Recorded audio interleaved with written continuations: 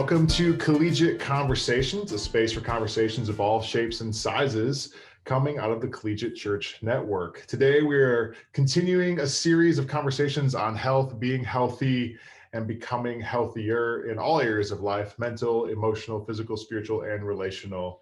And today, we get a special privilege of being joined by Daniel Hamilton, and we brought him on here to share a little bit of ways that he has pursued health and rest, particularly with the help of board games. But Daniel, I will now hand it off to you to share a little bit about yourself, how you've come to be where you're at, where you're serving, and maybe an intro of whatever else you would like to share. Sure. Yeah. Thanks for having me. My name is Daniel. Let's see. My wife, Kristen, and I have been married for 13 years. We have 3 kids. And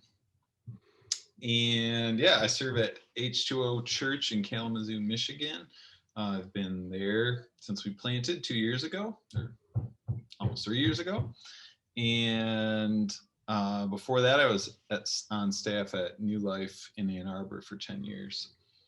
And so we brought you on to talk about board games as like a focus of rest, but could you share a little bit of how you think about rest, how you approach rest, maybe some highlights along the way to kind of bring us up to speed of how you think about that, how that's maybe changed over the years? Yeah, that's a great question. I think rest is really important. I, for many years, have considered myself an expert at rest.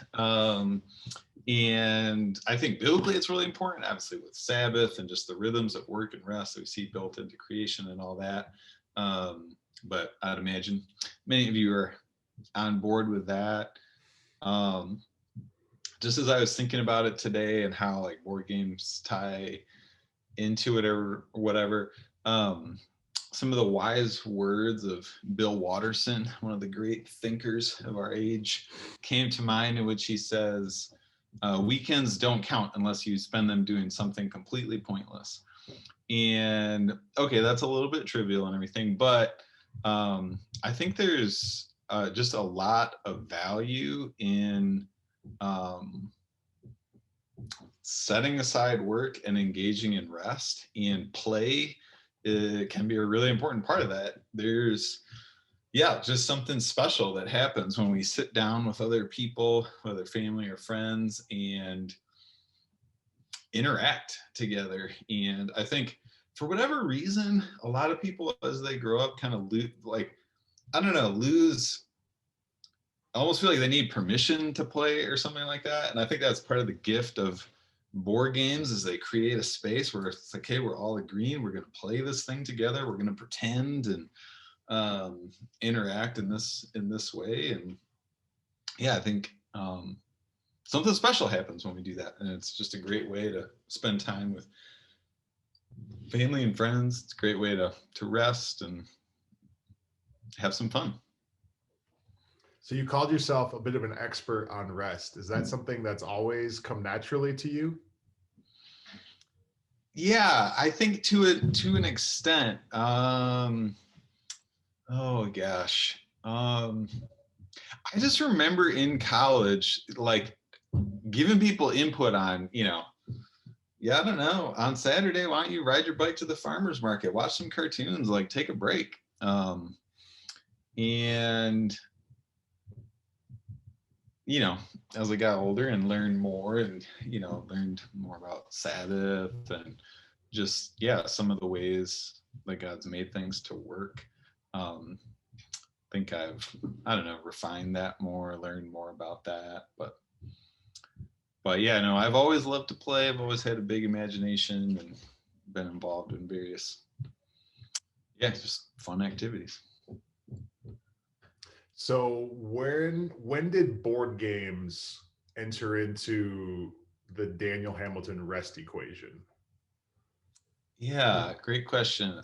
So I would say I grew up playing games. I grew up in Michigan, so euchre is pretty everywhere. My family played, kind of like classic board games or whatever. Same thing for my wife, Kristen. And then, so, you know, dating, we'd play cards and all that kind of stuff. At some point, we had some friends show us, this is, I don't know,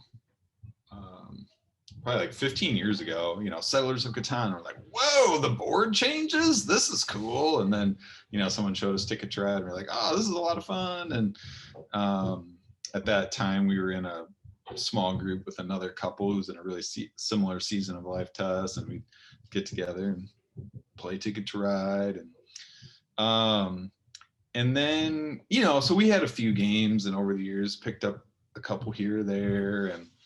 And at some point I had another friend, shout out Mike Hulsebus, over at Christmas break. We were both relatively new dads, but we had an evening off that lined up, and he was like, hey, I have this Star Wars game. You want to play Star Wars X-Wing miniatures?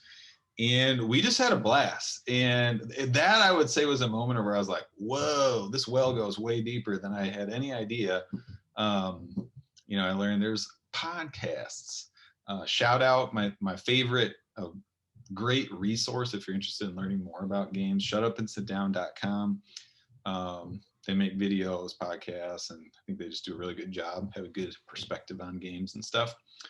And yeah, from there, just kind of started to explore some more of what do I like, what do people close to me like, because you got to have, you know, some people to play games. And yeah, we just found it was great. I at some point I realized, like, TV is fun and everything, but for me, it's not restful. It kind of stresses me out. And so as we started to find, like, yeah, at the end of the day, we sit down and play a little card game. That's like refreshing for Kristen and I. Or, you know, on the weekend, we'll, you know, playing games is something we love to do as a family, and it's fun and refreshing. And yeah, so I don't know. I've always loved to play. I've always loved to play games, and just as we've gone along, learned more and found more fun stuff and experiences as restful. You mentioned games as an evening thing and also as a weekend thing. Moving just to the broader approach to rest, what are some things or practices that you do personally, maybe you lead your family into, that maybe it's on the weekend, maybe it's daily, but what are some other things that have helped you guys embrace rest and health as a whole? Sure. Yeah. A couple of things come to mind. So I would say, you know, built right into the creation story, there was evening and there was morning. The first day there was evening and there was morning, second day, and, you know, so on for the first 6 days. And so I think we see, like, built right into the fabric of creation, this rhythm of rest and work. And then obviously Sabbath. And I mean, that's a whole other thing. You know, we could talk for a long time about Sabbath and all that, but just in terms of, like, really practicals, especially to people in a similar, you know, collegiate setting or whatever, what I do is I break my day down into 3 parts: morning, afternoon, and evening, and I'm home for one of those. And when I'm home, I'm not working, so I'm available to my family. Obviously there's, like, bizarro circumstances that are outside of any of our control, but in general, that's kind of how I try to balance that, you know, because we work at night sometimes with small groups and or, you know, events and stuff like that. But I think, yeah, if you can have a chunk of your day that, like, I'm home, I'm with my family, or, you know, if you're single, I don't know, hanging out with friends, I don't know. But I'm not working. I think that's really wise. And then Sabbath. So we try really hard to structure our week so that we have 2 days off. And I was thinking about this ahead of time too. I think this is another helpful practical for, you know, collegiate people. We have kind of weird schedules, but I would highly encourage you, have a day of Sabbath where you don't do work. That's, you know, spend time with your family, with the Lord, getting refreshed. Don't spend that time doing laundry or whatever. So whether it's a day ahead of time, a half a day, whatever you need to do, have that, you know, in scripture it talks about a day of preparation. to have a whole day where you don't do any work, you have to have done some extra work ahead of time. So for us, Friday morning, Friday evening, we're getting ready for Saturday. And so that, we do our chores, catch up on random stuff, whatever things that we need to do so that on Saturday we can Sabbath. And what does Sabbath generally look like? Like, what sort of ingredients do you guys like to splash in? And maybe, I don't know, follow-up question to that. How has that maybe changed over time, from speaking to, like, we have a lot of single staff to some newly married staff, and also staff with kids of various ages. What's that progression look like for you? Yeah, that's a great question. That was gonna be the first thing I said, is it's looked very different over the years or whatever. So for us, what it looks like now is part of our getting ready is we ask everybody in our family, like, hey, tomorrow Sabbath, what do you want to do? And there's 5 of us. Like I said, we have 3 kids. So Ian's 4, Isaiah's 7, and Anya's 9. And we'll go through and everybody will pick 2 things that they want to do as part of our day. And a guideline that's helpful for us, we generally do very little to no like screens on Sabbath. That's just helpful for us. I think, we can all use a break from that. But things that often get picked are, well, I'll just say an average Sabbath would be often a slow morning. So in our family on Sabbath, you don't have to get dressed right away. Like on a school day, you got to get up, you got to get dressed, eat breakfast, get ready. Okay, school's starting, But on Sabbath, you can wear your pajamas all day if you want. That's part of how we Sabbath. So slow morning.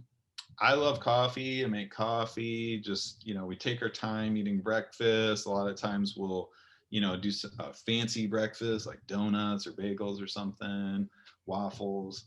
But just a slow morning, take our time.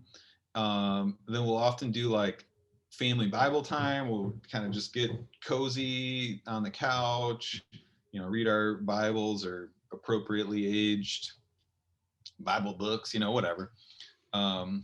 That kind of thing for a little bit. Again, we have a 4-year-old, so often that's maybe 10 minutes. I don't know. Very often after Bible time, we will have a dance party. That's again a popular thing that gets picked.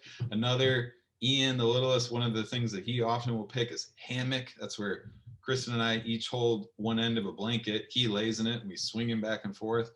So, some of them are very little things. That takes like 4 minutes, I don't know. We'll, have a snack, play outside when the weather's nice. I know we're mostly talking about board games, but something that's been real popular as the weather's been nice. Our kids got into disc golf with some friends, and they knew that I played when I was in college. So they're like, oh, can we play with your disc? I was like, yes, the time has come. This is awesome. So this summer, we've been playing a lot of disc golf. It's, you can be socially distant if you want to play with other people. It's outside. It's real easy to kind of pick up. Anybody can do it. Anyway, lunch, another pro Sabbath tip, plan your food ahead of time so you're not like, well, I don't know, what should we do? A lot of times we'll have quiet rest for 30 or 40 minutes in the afternoon. That's, everyone is kind of quiet and maybe reading, take a nap, that kind of thing. Yeah, a lot of times we'll go for a walk, go to a park, play board games. Really, everyone in our family likes games at this point, and so a lot of times it's like my choice is I want to pick this game, and Isaiah wants to pick this game, and stuff like that. Sometimes we'll do art projects, just spending time together doing different things. Dinner, a popular Sabbath dinner is popcorn, cheese, and apples. Highly recommend, or pizzas, something fun and relatively easy. And then in the evening, we'll play games, do a puzzle, read. We all like to read, so Yeah, it definitely looks a lot different, Yeah, having kids. I would say, yeah, if you're single, I think that the principles still apply of, work ahead so you can take the whole day off, make a plan. Unless you're not a planner, but even a loose structure of like, all right, I'm going to have a quiet time in the morning. In the afternoon, I'm hanging out with this person. We're going to go play disc golf or whatever. I know everything's extra weird in light of COVID and all that, but I think if you can, some of those key elements of time with the Lord, time with people, not working, that's kind of big, like do something fun and refreshing. And I think, different things are refreshing in different seasons. Like I said, at some point, we still like to watch TV once in a while, but at some point we realized like it's not really refreshing to us. It's kind of a different category. So finding some things that are refreshing and then choose to do some of those things.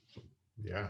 There's a lot of gold in there. I feel like we could go on many rabbit trails, but let's bring it back to board games. I'm sure, because I've heard people say this to you. I'm not really a board game type of person, and I've heard you say something to the effect of, everyone is a board game person. You just gotta find like the entry point or something like that. So what would just be some encouragement? People are like, okay, I'll watch this board game conversation, but I'm not really into board games. Like how do you encourage and invite people to try?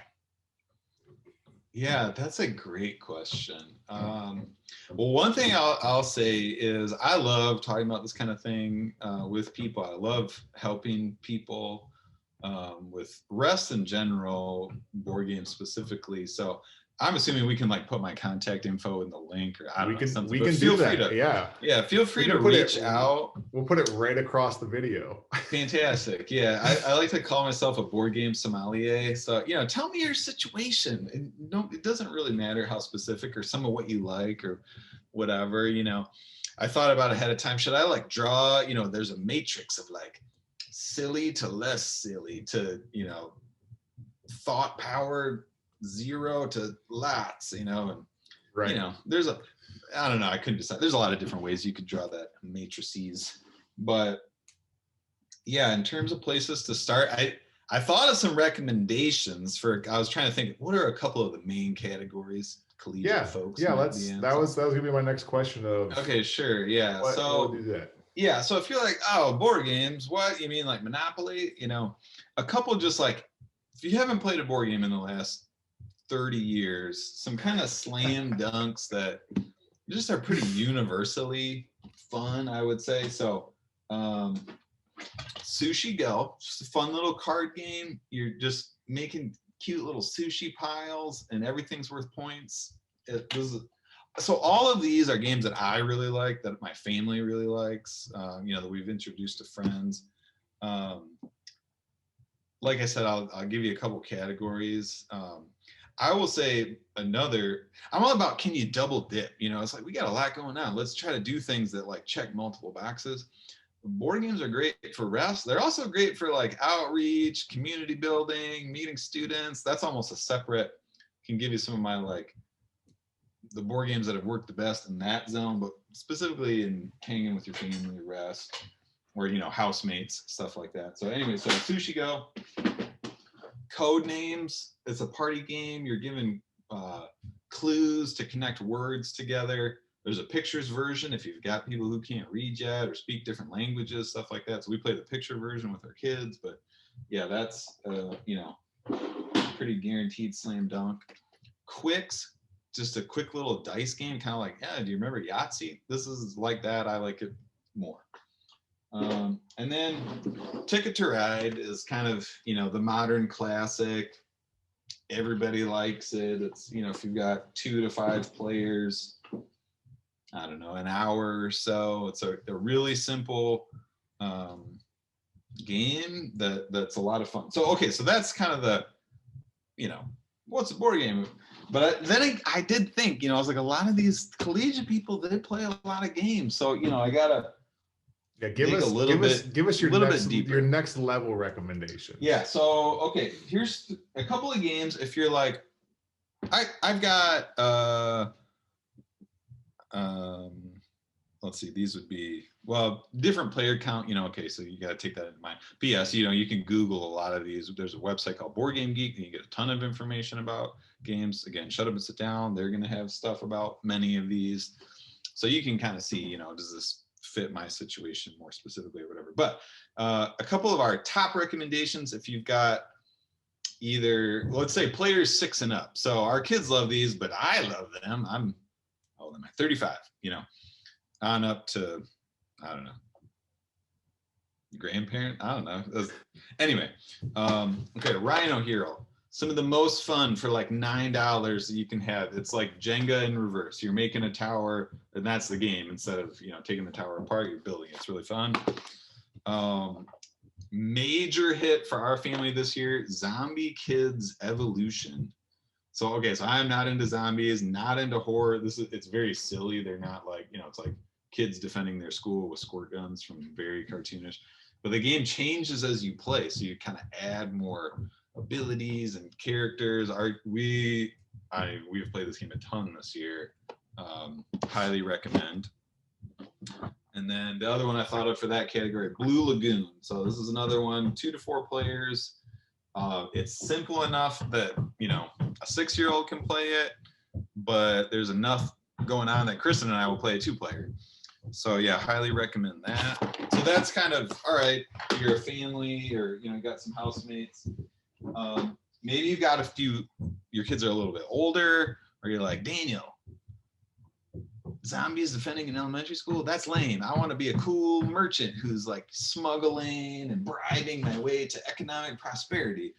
And I'd recommend Sheriff of Nottingham. So the current version of this looks different. It's been updated, it has a different cover, but you are, merchants who are trying to get your goods past the mean old sheriff. It is real fun.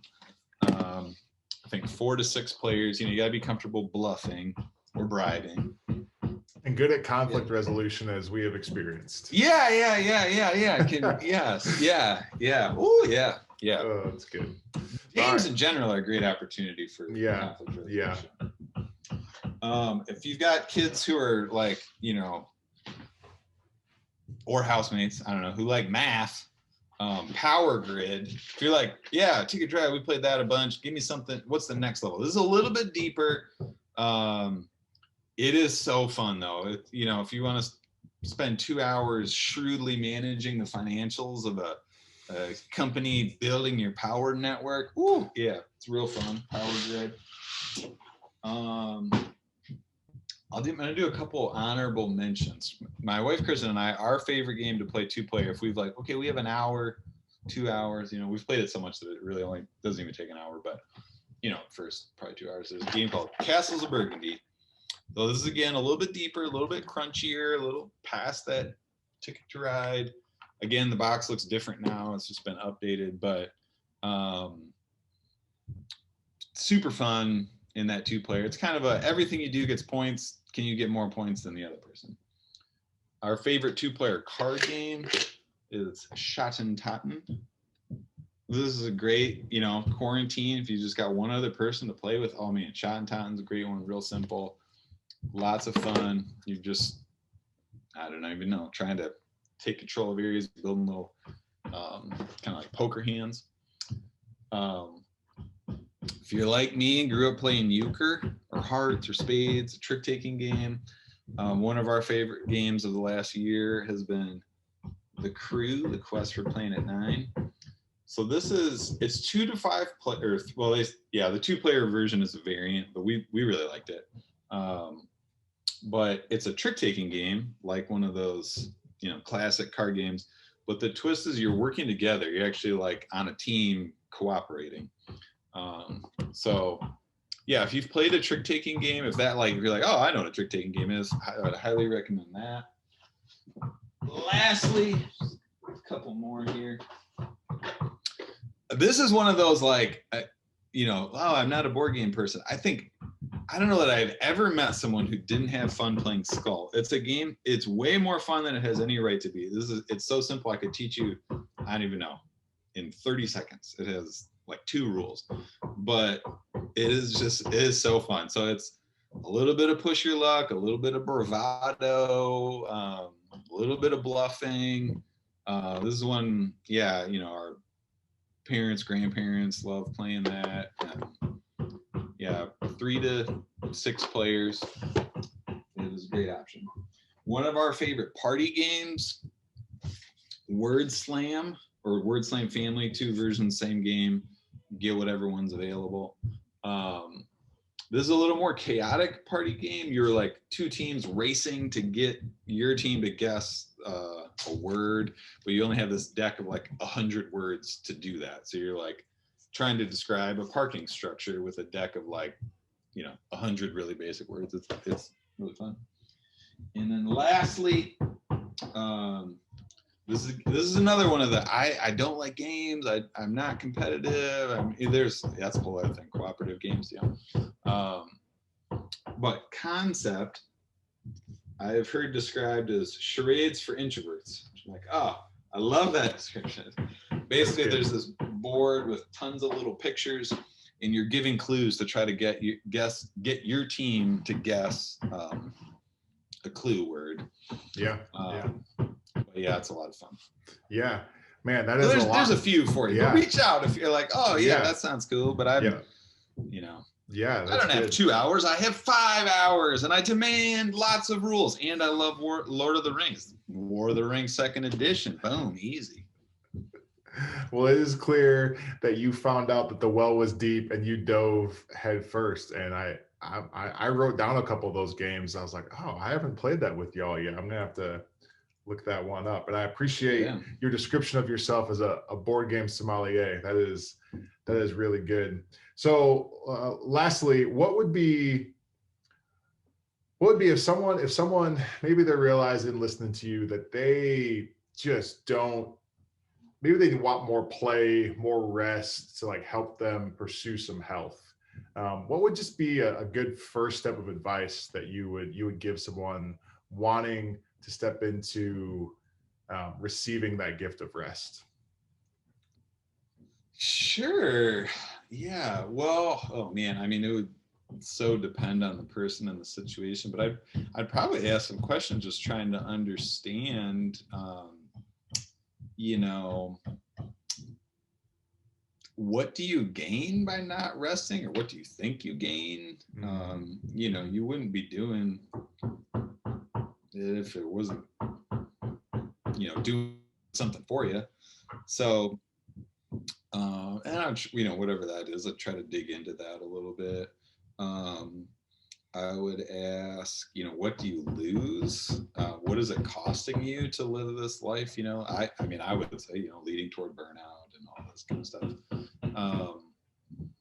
You know, I would encourage, you know, do a study on the Sabbath. Like, you know, God's real smart and intentional, you know, and so, you know, Sabbath reminds us that he's God, we're not, he's in control.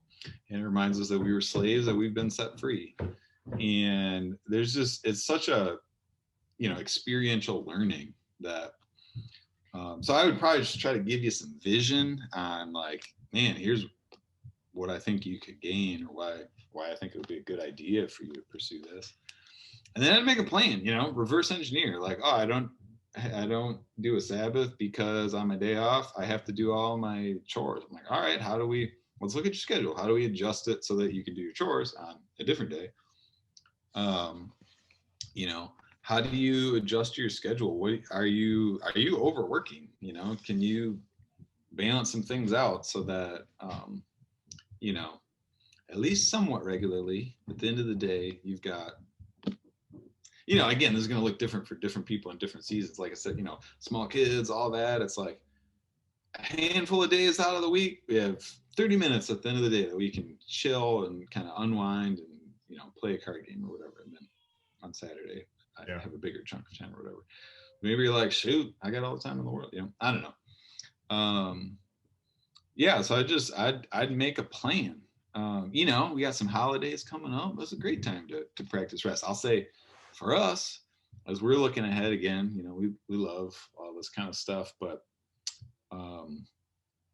if you're like, Daniel, yes, I'm Shut Up and Sit Down, totally subscribed already, a game we really like is called Pandemic Legacy. It's a game where you're working together. There's a story woven into it. It's super fun. Played it with Mike. It was awesome. But we're planning ahead. So you can only play it once. So we've already done that. Season 2 did that. But this Christmas, we're saving up to buy the 3rd installment, and we're gonna play it over the break. So yeah, so make a plan. Yeah, that's and then good. and then take some steps. Just try something. That's good. I'm a lifelong learner, so there's so many of you like, I don't know, like board games, that does not sound cool, but that disc golf thing, I'm like, all right, yeah, get yourself a Discraft Buzz, Buzzz. Find a place, a field to throw in. YouTube's amazing. Like, watch a couple YouTube videos on how to throw a disc golf disc and go give it a shot. That's probably more for our friends in Texas currently, but yeah, winter's coming. Winter's coming up here. But man, there is so much that you have shared. I appreciate it a ton, and I trust that whoever watches and listens to this I think they'll gain something. Like, if nothing else, an invitation to play. I think I appreciate your Calvin and Hobbes author reference earlier. That was very good.